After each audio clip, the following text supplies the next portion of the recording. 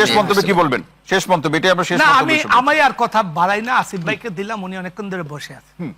ধন্যবাদ। জি আসলে আমি জাস্ট ছোট্ট কথা, যে স্যার যেটা বললেন যে এখন বললেন যে যদি না পাই তাহলে কি করবো। এখন একটা দল যদি বলে আমার 43% সদস্য হচ্ছে নারী, তারপরে যদি বলে আমি খুঁজে পাচ্ছি না, এই লজিক খাটে না, নাম্বার 1। নাম্বার 2 হচ্ছে কেন এই প্রভিশনটার উপর কেন কথা বলছি, this is the only provision যেটাতে বলা আছে সাইন করার পরে ইমপ্লিমেন্ট হবে, বাকিগুলোর ক্ষেত্রে সেই জিনিস বলা নেই। তাহলে এইটা হচ্ছে একটা মানদণ্ড, একটা স্ট্যান্ডার্ড, যেটা দিয়ে আপনি বিচার করতে পারেন যে ভবিষ্যতে এই দলগুলা যারা, যে দলই হোক, যারা বলছে যে আমরা এই করবো, আমরা কথা রাখবো কিনা, তার একটা বড় স্ট্যান্ডার্ড হচ্ছে এইটা, এবং সেই স্ট্যান্ডার্ডটা কোনো দলই মিট করতে পারে। জি আব্দুল তুষার ভাই, কিভাবে জনগণ, এটা একটু শুনি, এই প্রসঙ্গে একটু আপনার কাছ থেকে শুনি। কিভাবে জনগণ, এটা তো আমরা এখন বলতে পারবো না। জনগণ যেখানে ভোট দিবে ওই ভোটের ফলাফল সেইভাবে আসবে।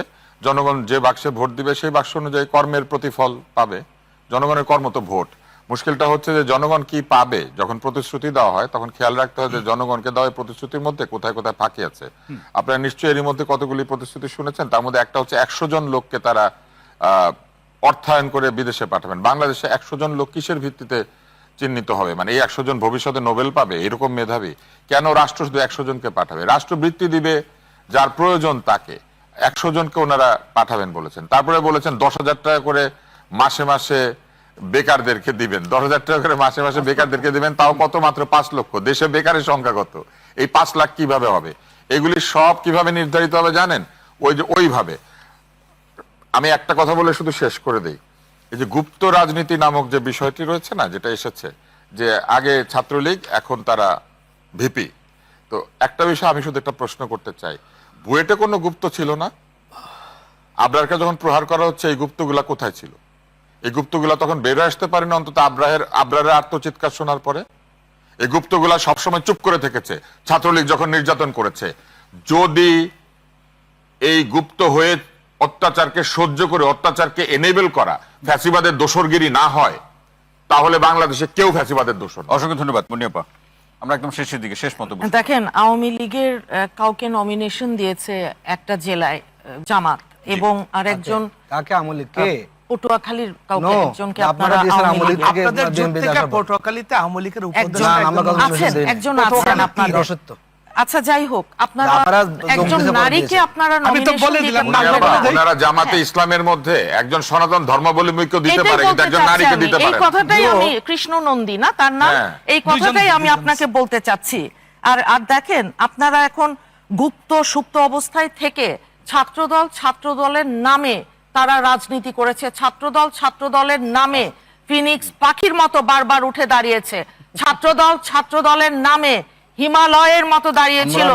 আর আপনারা ওই গুপ্ত হয়ে তারপরে এখন জরিপের কথা বলে। জরিপ কে জরিপ করলো? 13 কোটি ভোটারের মধ্যে 6 কোটি আপনার কম বেশি হচ্ছে নারী। হ্যাঁ, সেইখানে আপনারা এখন মনে হচ্ছে নারী বিদ্বেষী, যে আপনাদের কথাবার্তা সবকিছু মিলিয়ে। এখন আপনার ওই বিশ্ববিদ্যালয়ের নারীরা আমাদের ভোট দিয়েছে কেন বলো? ভাগ নাকি তাদের ওই নারী আছে বিশ্ববিদ্যালয়ের নারীরা আমাদের কেন ভোট দিয়েছে? আপনি তো, উনি তো কথা বলছেন ভাই, ওনার কথা বলে আমি তো সময় পাবো না। আমি একটা কথাও বলিনি। বিশ্ববিদ্যালয় কেন ভোট দিয়েছে বলেন তো? আপনি কেন এখন কথা বলছেন? আপনি তো কথা বলছেন, আমাদের ভোট দিয়েছে না। ওইটুক ধৈর্য দেখাতে হয়, ওইটুক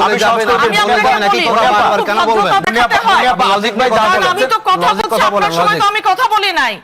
এমনি শোটা হয়ে গেছে, কিন্তু একপাক্ষিক শো হয়ে গেছে। আমি দেখলাম মানে সবাই আমার কথা কাউন্টার করতেছেন। না, আমি আপনাকে না, আমি আপনার কথা বলতে পারি না। করা যাবে না। আমি দেখলাম আমি এখানে সবাই একপক্ষ হয়ে গেছে। এই সমস্ত শো না করা, আচ্ছা, কিংবা সলিডারিটি সবাই এখন আমি বলছি, এটা আমাদের দেশনেত্রী যেমন চেয়েছেন সব সময় সারা জীবন।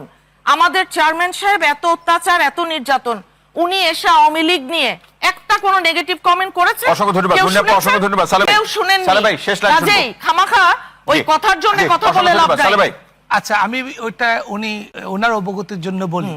পটুয়াখালী 4 আসনে 10 দলীয় জোটের প্রার্থী আওয়ামী লীগ শাসনামলের উপজেলা চেয়ারম্যান এবং আওয়ামী লীগের উপদেষ্টা। কে কোন দলের প্রার্থী? আপনাদের 10 দলীয় জোট। জামাতের প্রার্থী কিনা? ভাই আমি আপনারা এখন আবার জোটের আচ্ছা, মধ্যে আবার আপনারা আলাদা এই- করছেন। এই- আমরা সময় পাবো না। সালে ভাই, বিএনপির সাথে থাকলে আপনারা আলাদা, আমার জানা নাই। অন্য দলের সাথে থাকলে আলাদা। আমার জানা নাই।